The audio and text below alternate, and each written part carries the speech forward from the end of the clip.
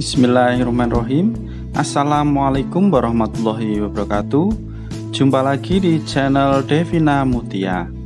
Apa kabar adik-adik sekalian? Semoga senantiasa dalam keadaan sehat walafiat ya.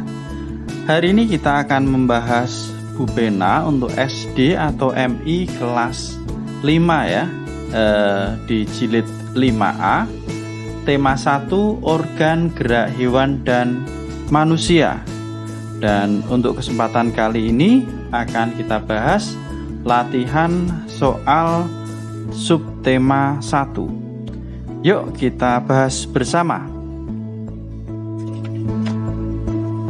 Ya, di latihan subtema 1 ini ya, di tema 1 dimulai dengan muatan pelajaran IPA ya adik-adik sekalian. Yang pertama, alat gerak yang dimiliki oleh lumba-lumba adalah, alat gerak dari lumba-lumba itu adalah sirip ya.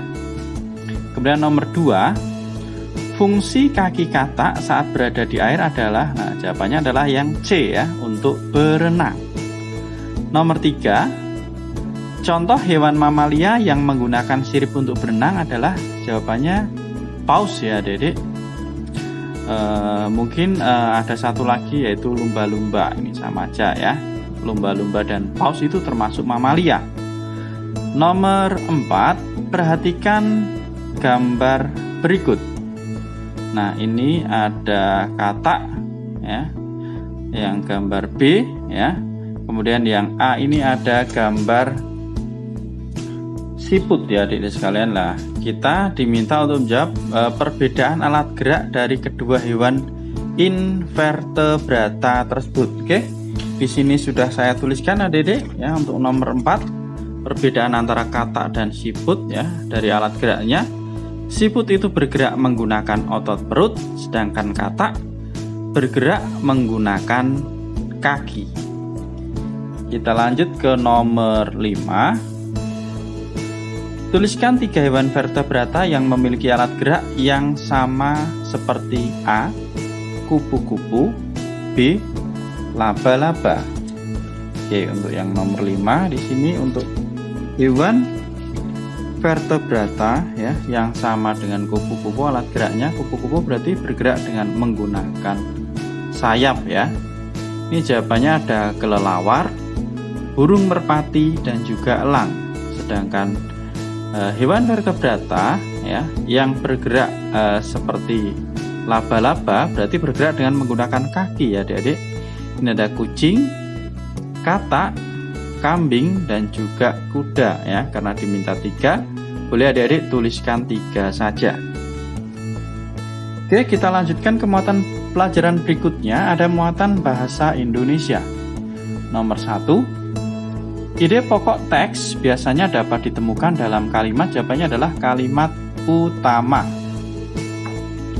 Lanjut ke soal nomor 2. Sebuah paragraf terdiri atas kalimat utama dan kalimat, jawabannya adalah kalimat penjelas ya. Nomor 2 jawabannya C.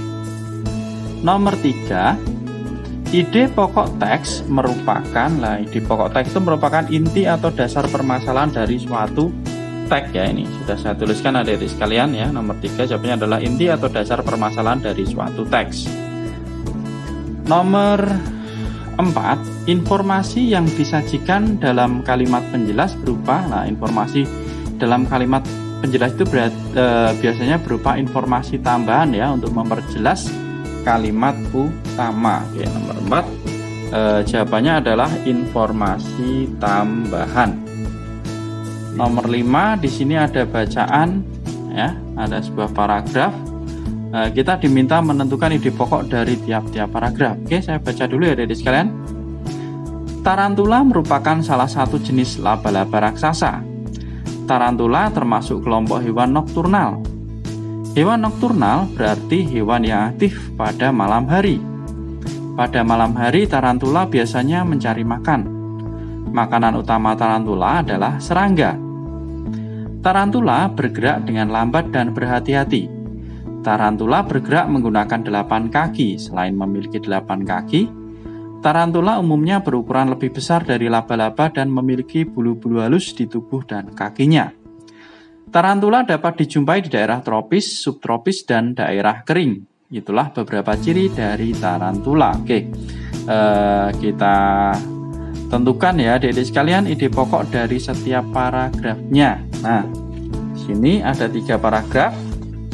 Nah, paragraf pertama itu ide pokoknya adalah mengenal tarantula. Apa itu tarantula ya? Kemudian paragraf kedua tentang cara gerak tarantula. Dan paragraf yang ketiga adalah habitat tarantula. Habitat itu tempat hidup makhluk hidup ya, atau tempat tinggal makhluk hidup. Kita lanjut ke muatan pelajaran berikutnya, ada muatan SBDP nomor 1. Cerita bergambar yang bertekanan pada gerak dan ditampilkan melalui urutan gambar adalah pengertian jawabannya komik. Nomor 2, perhatikan gambar berikut. Ya, ini ada sebuah gambar dan selain gambar juga ada balon kata ya atau kalimat ya adik-adik sekalian. Ragam ilustrasi yang ditunjukkan oleh gambar di atas adalah, nah ini jawabannya adalah ilustrasi dari sebuah komik ya. Nomor 3, langkah selanjutnya setelah kita menggambar adalah mewarnai. Jadi supaya gambar lebih bagus, maka kita beri warna atau mewarnai. Nomor 4, apa saja ragam ilustrasi? Nah, ragam ilustrasi itu ada di halaman 21 ya. Jadi sekalian, nah, ragam ilustrasi itu ada, nah, ini sudah saya tuliskan ya. Ada gambar realis, ada karikatur, ada kartun, dan juga gambar dekoratif. Itu untuk nomor 4. Lanjut ke nomor 5, mewarnai dapat menggunakan krayon maupun pensil warna. Tuliskan kelebihan dan kekurangan kedua alat warna tersebut ya. Jadi ini diminta menuliskan kelebihan dan kekurangan dari krayon dan pensil warna. Oke, jadi sekalian ya. Jadi kita mulai dari krayon. Krayon kelebihannya itu menghasilkan warna yang bagus dan tajam. Kekurangannya, ketika dipakai membuat tangan kotor. Selain itu, krayon juga sulit untuk mewarnai bagian yang kecil ya. Sedangkan pensil warna kelebihannya dapat digunakan untuk mewarnai bagian yang kecil. Ini dibandingkan dengan krayon ya tentunya. Kemudian ketika dipakai tangan tidak kotor. Sedangkan kekurangan dari pensil warna, hasil warnanya kurang tajam itu kalau pensil warna ya. Oke, kita lanjutkan untuk muatan pelajaran PPKN KD 3.1 nomor 1. Memilih ketua RT dengan kesepakatan bersama merupakan contoh penerapan Pancasila yang sesuai dengan sila yang berbunyi, ya, sila keempat ya adik-adik sekalian, kerakyatan yang dipimpin oleh hikmat kebijaksanaan dalam permusyawaratan perwakilan ya. Nomor 1 jawabannya D. Nomor 2, contoh sikap yang sesuai dengan sila pertama Pancasila di masyarakat adalah jawabannya menghormati dan tidak mengganggu umat beragama lain saat beribadah. Nomor 3, perhatikan gambar berikut. Ini adalah kegiatan gotong royong ya. Apakah kegiatan pada gambar di atas termasuk gotong royong? Jawabannya ya.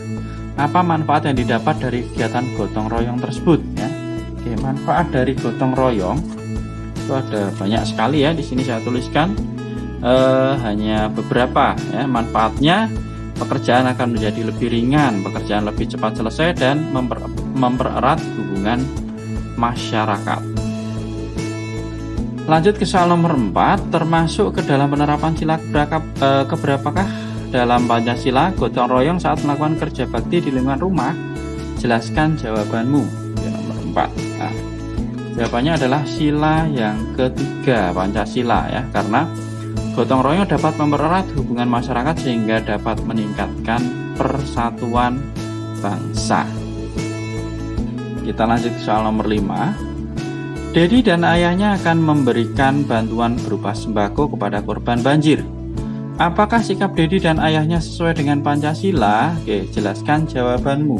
Ya, nomor 5, jawabannya adalah ya, karena termasuk sikap yang baik sesuai sila kedua Pancasila, yaitu kemanusiaan yang adil dan beradab. Itu ya adik-adik sekalian untuk muatan pelajaran PPKN. Kita lanjut muatan pelajaran terakhir yaitu IPS nomor 1. Perhatikan peta Indonesia berikut. batas wilayah Indonesia yang ditunjuk oleh huruf X. Nah, huruf X di sini ya, ini jawabannya adalah Samudra Hindia. Lanjut ke nomor 2, perhatikan nama-nama gunung yang ada di Indonesia berikut. Gunung yang berada di Pulau Sumatera ditunjuk oleh, nah ini satu Gunung Merapi ini di Jawa ya. Gunung Kerinci di Sumatera, Leuser di Sumatera, Dempo di Sumatera, Gunung Lawu di Jawa. Yang di Jawa ada Gunung Lawu dan Gunung Merapi. Maka jawabannya adalah 234. 234 jawabannya yang C ya, Dedek nomor 2. Sekarang nomor 3, pulau di Indonesia yang bagian utara berbatasan dengan Filipina adalah, jawabannya ini Pulau Miangas ya. Pulau Miangas itu ada di Sulawesi. Ya, boleh ditulis Pulau Sulawesi Miangas atau Pulau Miangas di Sulawesi gitu ya Dedek sekalian. Sekarang kita ke nomor 4, nah, masih di Sulawesi ya, ini ada Pulau Sulawesi. Salah satu teluk yang berada di pulau tersebut adalah, nah, teluk yang ada di Pulau Sulawesi ini ada teluk sini, ada Teluk Bone, Tomini, Teluk Tolo ya. Silahkan bisa dipilih salah satu. Lanjut ke nomor 5, gambarlah peta Kepulauan Maluku dan Papua, lalu tuliskan perbatasan wilayah pada bagian utara, selatan, barat, dan juga timur. Ya, Adik-adik ini bisa digambar ya, nanti saya berikan contohnya untuk gambar Pulau Maluku dan Papua. Oke, Adik-adik sekalian, ini adalah contoh ya, gambar Kepulauan Maluku ya, ada banyak sekali pulau-pulau ya, bisa dicontoh seperti ini. Kemudian yang gambar Papua, nah ini ya, seperti ini adalah Papua, bisa dicontoh, di pause atau mungkin adik-adik cari di Google juga ada ya. Kemudian untuk batas-batasnya di sini sudah saya tuliskan ya.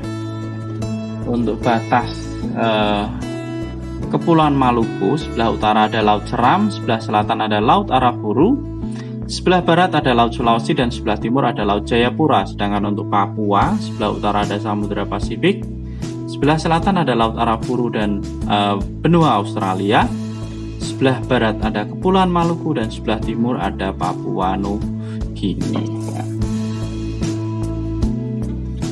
Nah, pembahasan untuk latihan soal subtema 1 ya, di tema 1 kelas 5 ya, sudah selesai Adik-adik. Apabila Adik-adik ada pertanyaan atau request soal, bisa dituliskan di kolom komentar di bawah ini. Jangan lupa jaga kesehatan ya, dan selalu berdoa. Cukup sekian, kakak undur diri dulu. Nantikan bahasan selanjutnya ya, tetap di channel Devina Mutia. Salam sehat dan bahagia selalu. Wassalamualaikum warahmatullahi wabarakatuh.